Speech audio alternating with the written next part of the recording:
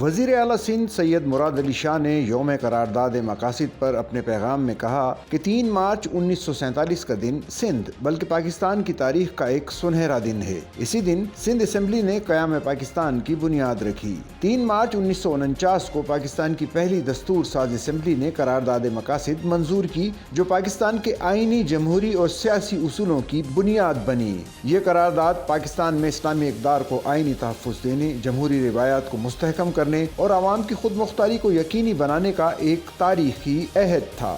انہوں نے کہا کہ شہید ذوالفقار علی بھٹو نے قرارداد مقاصد کو پاکستان کے آئین، جمہوریت کے استحکام اور عوامی حقوق کے تحفظ کے لیے سنگ میل قرار دیا۔ پاکستان کے لیے 3 مارچ کا دن آئین کی بالادستی، جمہوری استحکام اور عوام کے حقوق کے تحفظ کی علامت ہے۔ سید مراد علی شاہ نے اپنے پیغام میں کہا کہ سندھ اسمبلی نے سب سے پہلے پاکستان کے حق میں آواز بلند کی۔ انہوں نے کہا کہ سندھ نے ہمیشہ قیام پاکستان اور اس کی ترقی میں اہم کردار ادا کیا ہے۔ سندھ اسمبلی کا پاکستان کے حق میں فیصلہ تاریخ میں ہمیشہ یاد رکھا جائے گا۔